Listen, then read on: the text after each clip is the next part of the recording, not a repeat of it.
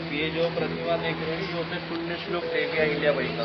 आपने तो इनका नाम सुना ही होगा, क्योंकि इनके शासन में जितने भी जो मुगल काल द्वारा जो औरंगजेब जो मंदिर तोड़े गए थे, उन्हीं का सारा जीर्णोद्धार रेनोवेशन देवी अहिल्याबाई ने किया था। तो आज उन्हीं के कामों की वजह से यहाँ पे फेमस है पुण्य श्लोक देवी अहिल्याबाई के नाम से।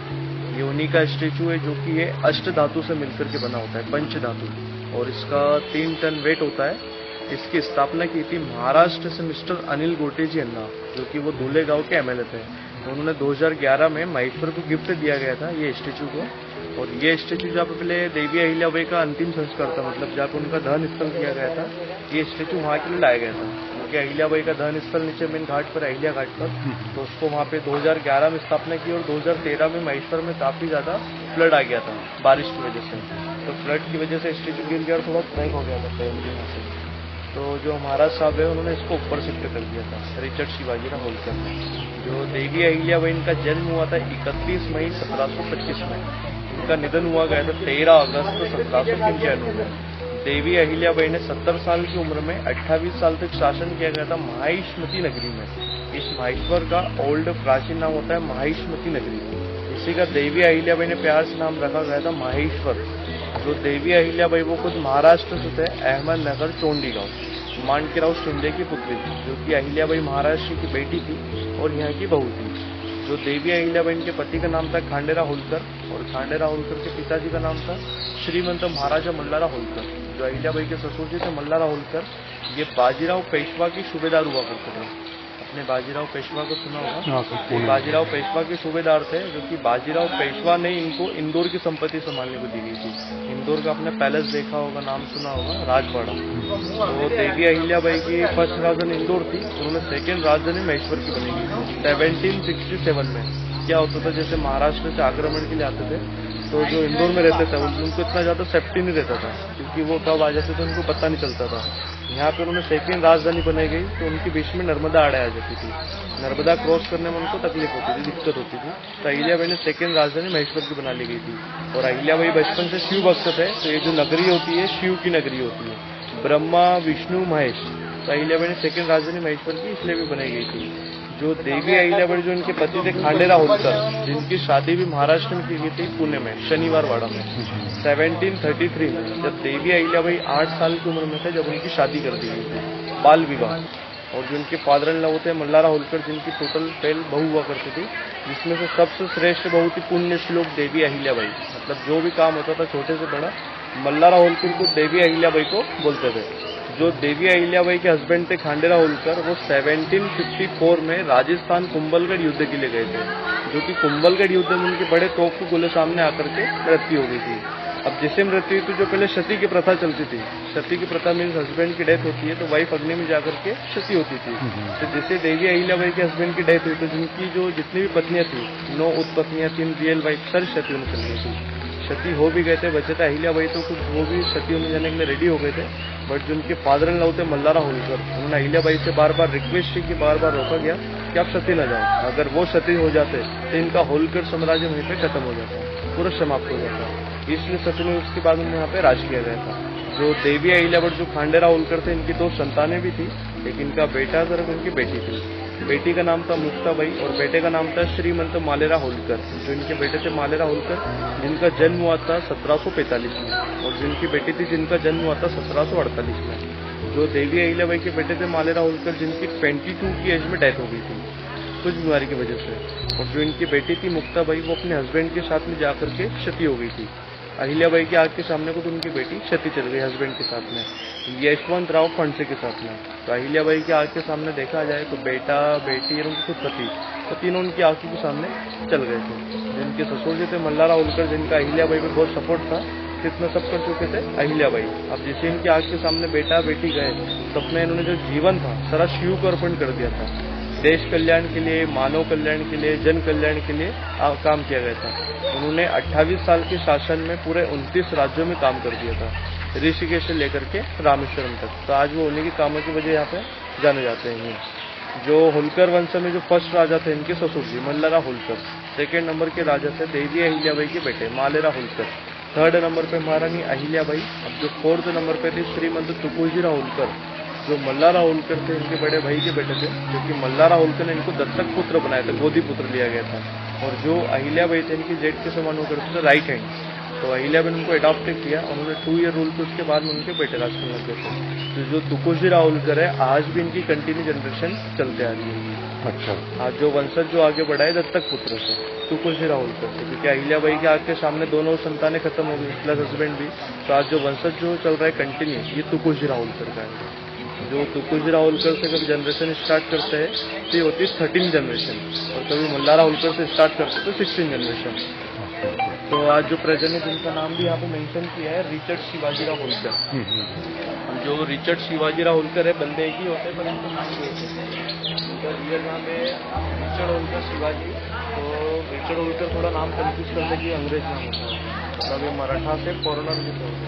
तो जो रिचर्ड होलकर के फादर थे उनका नाम था यशवंतराव होलकर, जिनकी 2 वाइफ थी, एक इंडियन थी उनकी क्रिश्चियन थी। तो उनका सेकेंड नाम उनकी मदर रखा था रिचर्ड होलकर। तो आज भी देखते उनको रिचर्ड शिवाजीराव होलकर के नाम से रखा है। ये अभी लिविंग पर्सन है।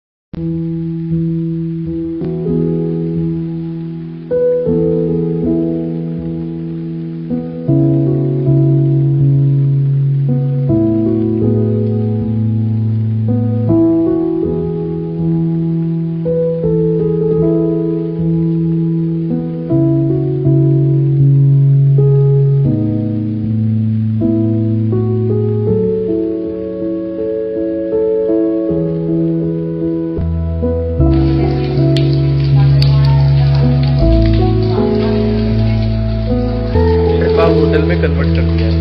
द एरिया फोर्स है जो इनके वजह से आज भी इनके हाथ में होता है प्राइवेट प्रॉपर्टी, इसको मराठी भाषा में कहा जाता है खासगी ट्रस्ट। तो आज भी इनके वंशज के हाथ में प्राइवेट है ट्रस्ट।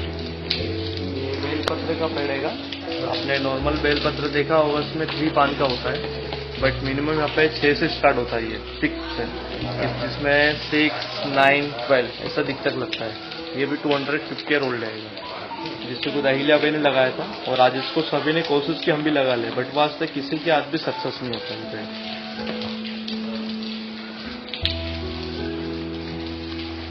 1767 में ये इसलिए किया गया था कि जो मेरी प्रजा है वो सुख शांति से रहे। तो अहिल्याबाई ने स्टार्ट किया, जो कि देवी अहिल्याबाई के समय में 108 ब्राह्मण मिलकर के 1,25,000 एवरीडे शिवलिंग बनाते थे। और उन्होंने अपने जाने से पहले संकल्प लिया कि मैं रहूं या ना रहूं, मैं जाने के बाद भी काम कंटिन्यू चलने दीजिए। तो आज भी यहाँ पे वर्तमान में स्टार्ट है, आज भी यहाँ पे 7 ब्राह्मण मिलकर के 11,000 एवरीडे शिवलिंग बनाते हैं। आज भी इसको डेली बनाते हैं और डेली नर्मदा को विसर्जन कर देते हैं। कितने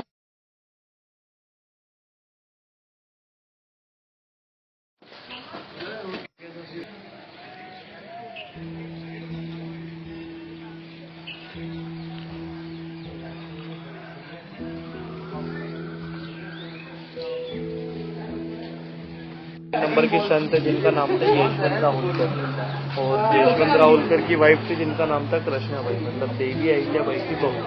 तो एक बहू ने अपने सास के लिए मंदिर बनवाया गया था। ये 1799 में काम इसका स्टार्ट किया और 1835 में इसको कंप्लीट किया था। लगभग इस टेम्पल को 36 ईयर लग गए थे कंप्लीट करने। इसको बनाने वाले राजस्थान के थे, जो कि उनकी आधी जिंदगी इसी मंदिर को कंप्लीट करने में लगी 36 वर्ष। और ये जो मंदिर है 3 स्टोन से मिलकर के बना होता है। एक ये वाइट मार्बल है, एक ब्लैक स्टोन है, और झरोके में आपको दिख रहा है क्रीमी स्टोन, जो कि राजस्थान का होता है, काफ़ी ज़्यादा सॉफ्ट रहता है। और ये तीनों स्टोन नर्मदा से पाए गए थे, इसलिए नर्मदा नदी के को पानी को जो फिल्टर की जरूरत नहीं होती है।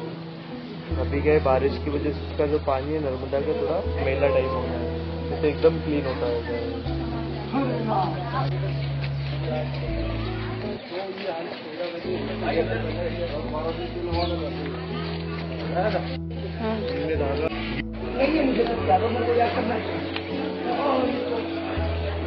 ये मंदिर नहीं होता, ये होता है छतरी।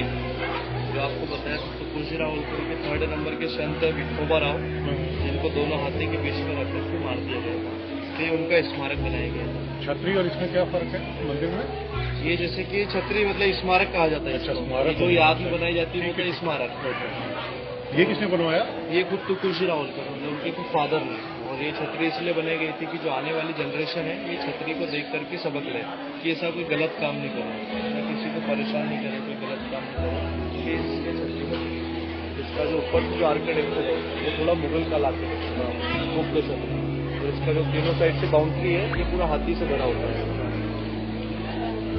और इसमें शिव जी का भी लिंग भी है इसका। होलकर वंश में क्या होता था, कोई भी छतरी स्मारक बनाते थे तो उसमें शिव जी की स्थापना जरूर है। यहाँ का तो आर्किटेक्चर है जो आप देख रहे हैं मराठा आर्किटेक्चर। 2023 में नर्मदा नदी का अहिल्याबाई के डेथ के बाद में बनाया गया था। अच्छा, ये जितना भी उनकी मेमोरीज में बनाया गया था। और नीचे का जो घाट है वो खुद अहिल्याबाई ने बनवाया। ये दीपमाला है मराठा आर्किटेक्चर माता मंदिर काल में।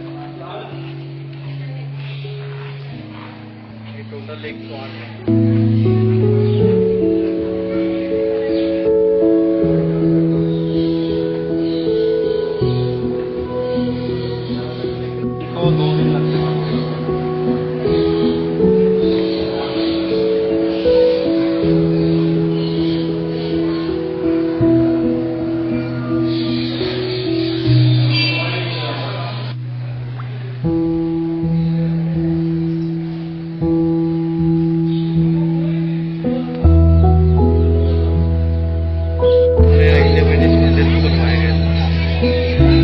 वो भी क्या करते थे, मिट्टी का एक शिवलिंग बनाते थे, अंदर नर्मदा का विसर्जन करते थे।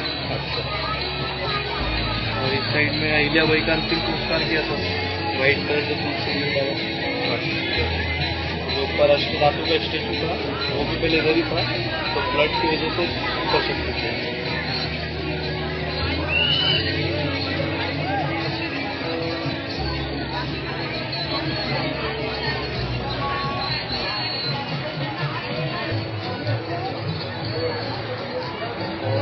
शूटिंग वगैरह में दिखाते वो इधर का ही दिखाते हैं। इधर काफी फिल्मों का शूटिंग भी हुआ है। अक्षय कुमार पैडमैन, जटियमला पगला, मणिकर्णिका, दबंगरी हुआ है। वो तिल के समान शिवलिंग का आकार करता है, साइज बढ़ता है साल में। और अभी 23 में उसका फ्लड लेवल में कुंभ शूट किया शिखर। और 501 रानी के साथ में वो नर्मदा नदी को तपस्या के लिए खड़े हुए थे।